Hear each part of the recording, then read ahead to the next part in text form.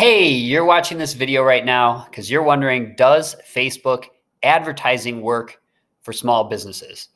And the reality is, it really boils down to 5 key elements. Okay. And I'm going to cover them in this video. And truthfully, these are 5 considerations you should make before you even think about running your first ad. And if you do it, I can assure you, you'll be in a position to succeed with Facebook ads.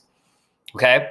And just so you get a little background on why I'm qualified to help you with this, I'm actually a Facebook ads and sales funnel specialist. I help small businesses and clients all over the world to implement profitable campaigns. Okay. So what I'm sharing with you is actually based on real world application, both in my own business and for my clients' businesses. Okay. So I know what I'm talking about. So let's just dive right in. I don't want to waste any of your time. By the way, if you stick around to the end, I actually have a little mini course that will allow you to take what you learned from this video further, okay? Beyond this point where then you can actually set up winning ads. But like I said, you need to understand these 5 elements first before you even think about spending a penny on ads, okay? If you want to be successful. So let's dive right in to the first key element here, okay, out of 5. And that is you need to know who. Okay, and what I mean by who is this ad going to be targeted at? You need to know this specifically. Another way to think about this is you'll hear people refer to a customer avatar. Basically, if you're a business, let's say you're a financial planner, for example. I'm just picking one type of business. Obviously, you know your service can help everyone in the world, right?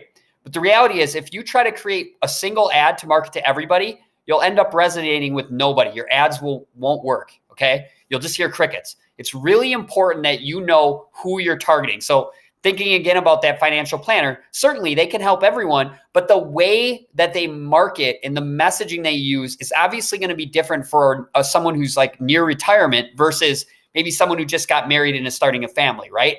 You're gonna want to present a different ad to those two people. So you have to, before you even think about setting up your ad, you need to know who you're going to target specifically. Another common way people reference this is your avatar, okay? So a really good exercise actually to define this is to take out a pen and pencil, a pen and paper, and literally write this person out. List their fears, their pain points, their desired outcomes, their hopes, their dreams, their daily routine. If this sounds a little tedious, don't think of it that way. Don't think of it as an assignment. Think about it more as like this living document where you're going to sit down and list out who is that ideal customer that I want to work with? What are, specifically defining what their pains are, what their challenges are, what their daily routines are, what their hopes are, what their dreams are, who they follow, what blogs they read. What this allows you to do is by creating this actual living thing, document and representation and profile of your avatar, you're going to be able then to be able to create better ads. If you try writing ads to every single person out there that you can serve, like I said, it'll just fall on deaf ears. You're not going to get any engagement. This honestly is probably the most important of these 5 elements. If you get this wrong, you'll end up spending a lot of money, but you won't get any traction. It's really important that you know who you are targeting. Okay, so that's step 1. Once you know that, the next thing you need to create is what's called your offer, okay? And by offer, I'm not necessarily referring to one of your products or services, okay? Think about this like your marriage, if you're married, right? When you got married, it's not like you met your spouse on the first day and proposed to them, right? You probably took them on a date. Maybe you went for a hike or you went to a coffee shop and had a date, right? You date. You start with something much smaller, right? As in terms of a commitment. It's the same thing with business. If you lead out with the big pitch in your ad, again, people don't like to be sold. They don't want to, they're inundated with sales pitches all day long. So what you need to do as a way to stand out and be attractive to the who, all right, to your avatar, is you need to have what's called an irresistible offer. So again, I'll just go back to the same example. If I was a financial planner, there's a couple ways you could look at this. Maybe you could create a free checklist on the 7 steps to retiring with with as large of a nest egg as possible. Or maybe you have it could be a free checklist or a free report, or maybe you host a free workshop in town on retirement planning, right?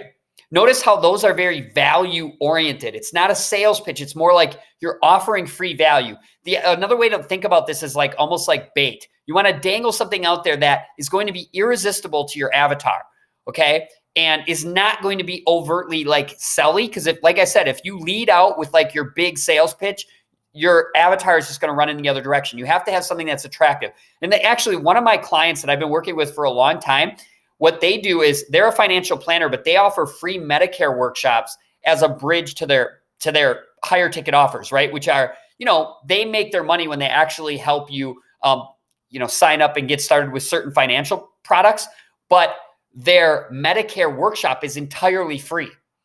Okay.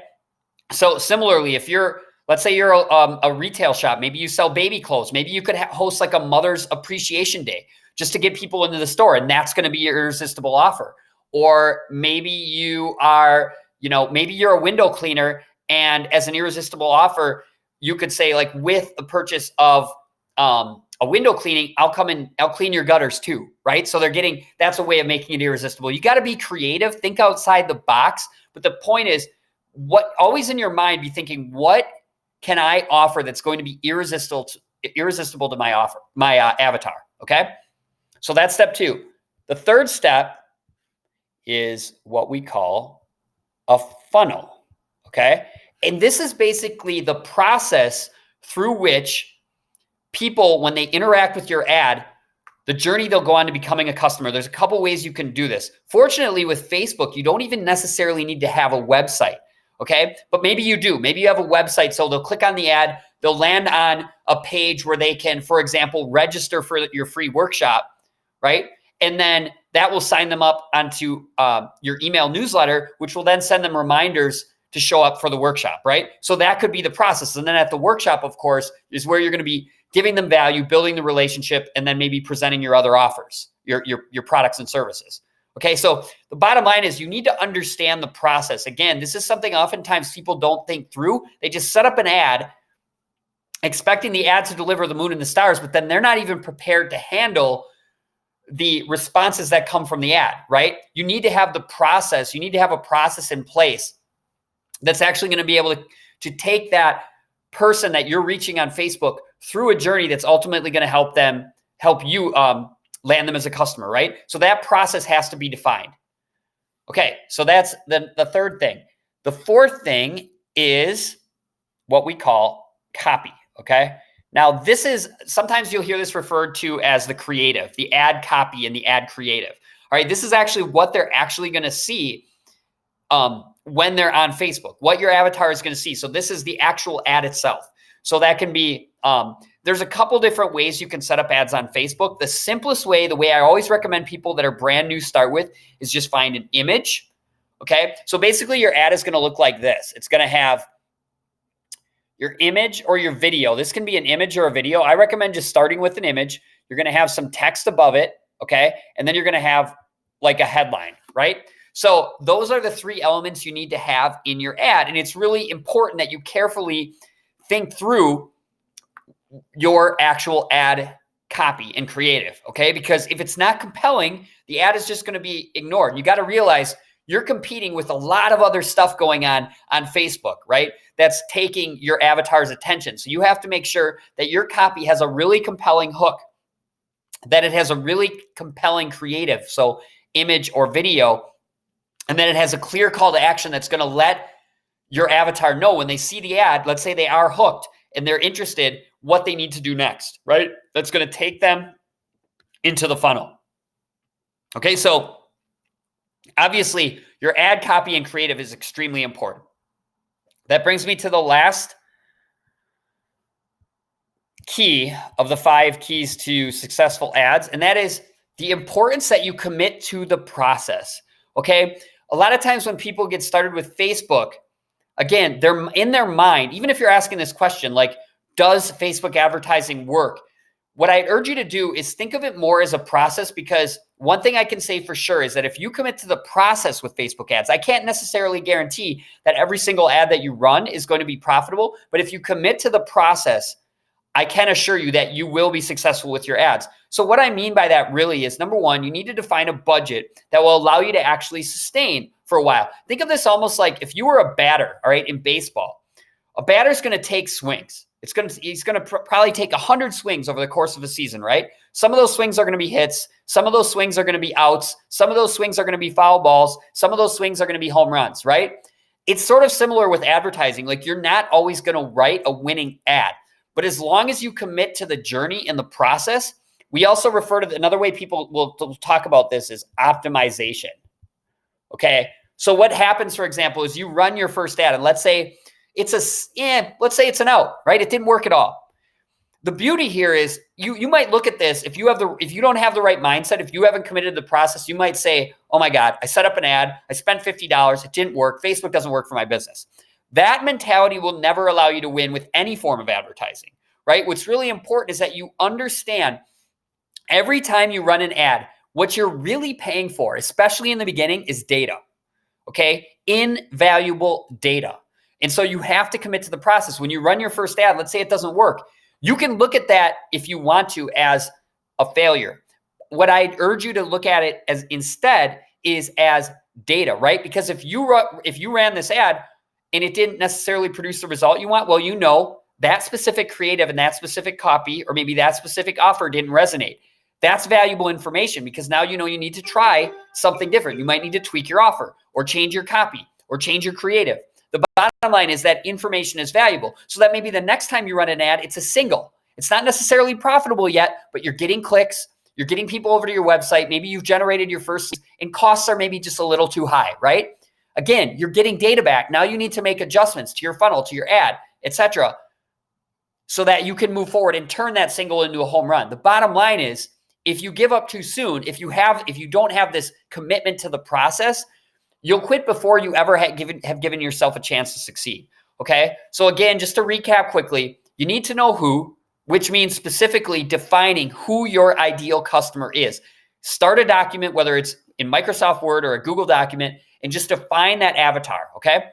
You need to have an irresistible offer. Again, this generally is not going to be your flagship product or service. It should be something, I actually recommend that you come up with a free offer. It could be like a free checklist, a free cheat sheet, a free report. Maybe you offer a free workshop in town, something like that, right? That's irresistible to your target audience. Number three, you need to have a funnel, all right? You need to clearly define the sales process. What's going to happen after they click on the ad that's going to take them on a journey to becoming your customer? You need to define that out. Number four, you need to write compelling copy. You need to have a compelling creative, okay? And number five, you need to commit to the process.